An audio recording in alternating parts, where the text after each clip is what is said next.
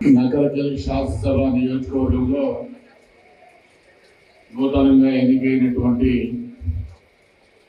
సర్పంచులు, ఉప సర్పంచులు, వార్డు మెంబర్ల అభినందన సభ సందర్భంగా అనునిత్యం మీ వెంబడి ఉండి ఈ నియోజకవర్గ సమగ్ర అభివృద్ధి కొరకు అహర్నిశలు కృషి చేస్తున్నటువంటి మన శాసనసభ్యులు వేముల వీరేశం గారు.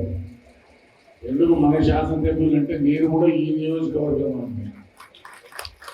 అదేవిధంగా పార్లమెంట్లో కానీ బయట కానీ ఎప్పటికప్పుడు కొన్ని సమస్య మీద స్పందించేటువంటి మన పార్లమెంట్ సభ్యులు శ్యామల కిరణ్ కుమార్ రెడ్డి గారు, వేదిక మీద ఉన్నటువంటి వివిధ హోదాల్లో ఉన్నటువంటి ప్రతి ఒక్కరికి పేరు పేరున నా హృదయపూర్వకమైనటువంటి నమస్కారాలు. నూతనంగా ఎన్నికైనటువంటి సర్పంచులు, ఉప సర్పంచులు, వార్డు సభ్యులకు నా శుభాకాంక్షలు. అదేవిధంగా వాస్తవంగా రాజకీయాల్లో సర్పంచు, ఉప సర్పంచు, వార్డు స్థాయి నుంచి రాజకీయాల్లో కీలకమైనటువంటి పాత్రను పోషించేటువంటి అవకాశం. కరెక్ట్ 44 సంవత్సరాల క్రితం అంటే 1981లో నేను మొదటిసారి మా గ్రామంలో వార్డు సభ్యుడిగా గెలిచాను. ఆ తర్వాత సింగల్ విండో అధ్యక్షుడిగా, మార్కెట్ కమిటీ వైస్ చైర్మన్గా, అదేవిధంగా నల్లగొండ రంగారెడ్డి డైరీ అధ్యక్షుడిగా, ఆంధ్రప్రదేశ్ డైరీ అధ్యక్షుడిగా, 3 పర్యాయాలు పార్లమెంట్ సభ్యులుగా ప్రజలందరూ ఆశీర్వదించి పంపించారు. ఒకసారి ఎమ్మెల్యేగా ఓడిపోవడం కూడా జరిగింది. ఇప్పుడు గత 6 సంవత్సరాలుగా శాసన పరిషత్ సభ్యుడిగా, అధ్యక్షుడిగా పనిచేస్తున్నాం. ఎందుకు నేను చెప్తా ఉన్నానంటే, నేను వార్డు సభ్యులు అయిన నాడు నేను 3 సార్లు పార్లమెంట్ సభ్యులు అయితే అనుకోలేదు. లేకపోతే ఇంత దూరం కంటిన్యూగా 30 సంవత్సరాలుగా వివిధ హోదాల్లో మరి అధికారంలో ఉండేటువంటి అవకాశం అందరికీ రాదు. కానీ ప్రజలతో మమేకమై మనం చాలా జాగ్రత్తగా ఉంటే ప్రజలు ఎప్పుడు కూడా మనం ఆశీర్వదించడానికి మీరే ఒక ఉదాహరణ ఈ సందర్భంగా మీ అందరూ నిన్న మన సర్పంచులుగా పోటీ చేసి, వార్డు మెంబర్లుగా పోటీ చేసిన వాళ్ళకు మీ బాధలు ఏమున్నాయో నాకు కూడా తెలుసు.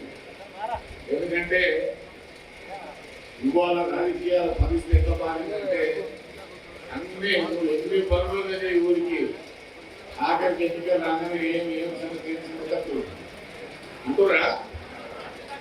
అంటురా మరి దాన్ని మనం కూడా ఉన్నామా? అందుకనే మేము అద్దెలు ఒకటే మనం చేసేది ఏంటంటే, అవకాశాలు ఎప్పుడు రావు, అందరికీ రావు. వచ్చిన వాళ్ళు గ్రామాభివృద్ధి కొరకు ప్రజలతో మమేకమై, ఎందుకంటే మీకు ఇక్కడ 24 గంటలు అందుబాటులో ఉండే ఎమ్మెల్యే గారు ఉన్నారు, తర్వాత మన పార్లమెంట్ సభ్యులు ఉన్నారు, రాష్ట్ర ప్రభుత్వం ఉన్నది. ప్రజలకు మమేకమై ఏ కార్యక్రమం ఇచ్చినా కార్యక్రమాన్ని పూర్తి చేసేదానికి గౌరవ ముఖ్యమంత్రి రేవంత్ రెడ్డి గారి అధ్యక్షత ప్రభుత్వం ఉన్నది, మనకు మంత్రులు ఉన్నారు. అందుకనే జిల్లా సమగ్ర అభివృద్ధి ధ్యేయంగా పెట్టుకొని మా స్థాయిలో ఉన్నటువంటి నాయకులు మా ప్రయత్నం మేము చేస్తాం. గ్రామాల్లో ప్రజలకు ఉండే సమస్యల పరిష్కారం కొరకు మీరందరూ పనిచేయాల్సినటువంటి అవసరం ఉంది. కాబట్టి మనకు చాలా సమస్యలు ఉంటాయి. ఎన్ని పనులు చేసినా ఇంకా ఏదో ఒక పని తక్కువ అయితే ఉంటాయి. నేను నా ఊర్లో ప్రతి గల్లీకి సిమెంట్ రోడ్లు వేసినాను, అంగన్వాడీ భవనాలు కట్టాం, స్కూల్ బిల్డింగ్లు కట్టాం, చెరువులు వేసినాము. చెరువులకు పిల్లలకి కారణం నీళ్ళు కూడా తింటున్నాం. ప్రతి కమ్యూనిటీకి కమ్యూనిటీలు కూడా కట్టాం. అయినా ఎన్నికలు వచ్చే వరకు ఓటులు 2 3 ఏమిస్తామని కడుకున్నాను. ఇవన్నీ గోరుగా మనలు ఈ చేసిన పనులని మళ్ళీ ఇవ్వాల్సిందే, ఓట్లు తెచ్చుకోవాల్సిందే. ఇట్లయితే ఎట్లా? మనం కూడా ఆలోచన చేసుకోవాల్సినటువంటి అవసరం ఉన్నది. మా ఎమ్మెల్యే ఎన్నికలప్పుడు అదే పనే, ఆఖరి మీ ఎన్నికలప్పుడు ఇదే పనే. మరి మన భవిష్యత్తు ఎట్లా ఎటు పోదామనేటువంటిది సామాన్యమైనటువంటి కార్యకర్త ఇప్పుడు ఎన్నికల్లో పోటీ చేసే పరిస్థితి లేదు. ఎక్కడో మేము మా లాంటి వాళ్ళు వాడు నుంచి దూరం వచ్చినాం. ఇప్పుడు మాలాగా రావాలంటే సాధ్యమయ్యేటువంటి పని కాదు. రాజకీయ పార్టీలు కూడా ఎవరి దగ్గర డబ్బులు ఉంటే వాళ్ళకే టికెట్లు ఇచ్చే కాడికి వచ్చింది. కాబట్టి ఇవన్నీ మనం ఉన్నటువంటి ప్రధాన సమస్యలు. మహిళలు ఎమ్మెల్యేలుగా ఎంపీలుగా వచ్చేటువంటి చట్టాన్ని కూడా పార్లమెంట్ చేసింది. మీలో కూడా ఒకరికి అవకాశాలు వస్తాయి.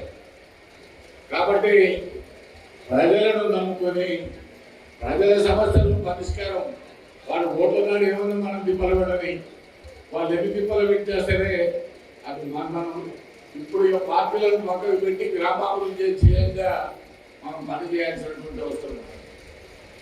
కొంతమంది మిత్రులు ఇప్పటిదాకా మాట్లాడుతూ ఉన్నారు, అరే ఎన్నికల వాడు చేయలేదు, మీరు చేయలేదు, అదే అది లేదు. ఓసారి ఇప్పుడు ఓటు వేయడం మళ్ళీ వచ్చే ఎన్నికలు వేస్తాం.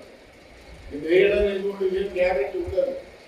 కాబట్టి రాజకీయాల్లో నేను నేర్చుకున్నది, అనుభవించింది, శత్రువులను తక్కువ చేసుకోవడమే రాజకీయ నాయకుల యొక్క లక్ష్యం. మనం శత్రువులను తగ్గించుకోవాలి. శత్రువుతో పెంచుకుంటామంటే రోజు వ్యాపారం మీదే ఉండాలి, డబ్బు అభివృద్ధి ఉండదు, మనం మిగతా కార్యక్రమాలు ఉంటాయి. కాబట్టి నూతనంగా ఎన్నికైనటువంటి మీ అందరూ కూడా చేసే విజ్ఞప్తి ఏంటంటే, ఓట్లలో మనకు వచ్చే ఎన్నికల్లో ఇటు శత్రువులు ఉంటారు, అటు శత్రువులు ఉంటారు. అయినా సరే మనం గెలిచినాం కాబట్టి అందరినీ కలుపుకొని గ్రామాభివృద్ధిని జయంగా పెట్టుకొని ముందుకు పోవాల్సినటువంటి అవసరం ఉంది.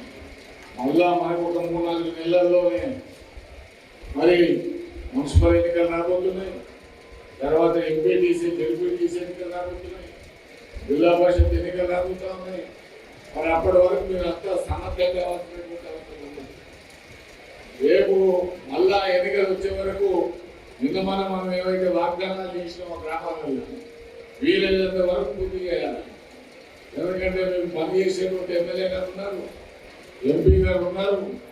ఎందుకంటే మనం వాగ్దానాలు చేసినటువంటి వీలైనంత వరకు పూర్తి చేస్తే తప్పనిసరిగా వచ్చే ఎన్నికల్లో అవి పార్టీల పరంగా ఎన్నికలు ఉంటాయి, గుర్తుల మీద ఎన్నికలు ఉంటాయి. అక్కడ మనం భారీ మెజారిటీతో గెలిపించుకోగలిగితే ఈ నియోజకవర్గం బలోపేతం అవుతుందనేటువంటి విషయాన్ని నేను ఈ సందర్భంగా మనవి చేస్తూ మీ అందరూ కూడా మరొకసారి శుభాకాంక్షలు తెలియజేస్తూ, ఎందుకంటే వీరేశం గారు సోదరులు పిలుస్తారు కాబట్టి నేను మీ అందరూ కూడా కలవడానికి వచ్చినాను. నా అనుభవాలు మీకు చెప్పేసి మీరు కూడా భవిష్యత్తులో మంచి అభివృద్ధి చెందాలని, మెట్టు పైకి ఎక్కాలనేటువంటి ఆలోచనతో మీతో మాట్లాడాలని వస్తాననేటువంటి విషయాన్ని, ఎందుకంటే నేను రాజకీయాలకు పార్టీలకు దూరంగా ఉండాల్సినటువంటి పోస్టాను. కాబట్టి నేను పార్టీల గురించి కానీ రాజకీయాల గురించి కానీ మాట్లాడుతూ నేను మన సభ్యులు మనకున్నటువంటి అవకాశాలు ఏ విధంగా ముందుకు పోవాలి, మనకి చేస్తున్నటువంటి ప్రజాపరులను మీరు అండగా ఉండాలని చెప్పి వాళ్ళను ఇంకా బలోపేతం చేసి ఈ నియోజకవర్గం యొక్క అభివృద్ధిని ఇంకా ముందుకు తీసుకుపోవాలని ఆకాంక్షిస్తూ సెలవు తీసుకుంటా ఉన్నాను. జై హింద్, జై తెలంగాణ. చరిత్ర సృష్టించినోడు ఇప్పుడు ఆ చరిత్రని తిరగరాయబోతున్నాడు. అబద్ధాల గోడల్ని బద్దలు కొట్టి నిజాలను రాగా మీ ముందుంచబోతున్నాడు. నిజమైన వార్తల కోసం వెంటనే డౌన్లోడ్ చేసుకోండి రా యాప్ని.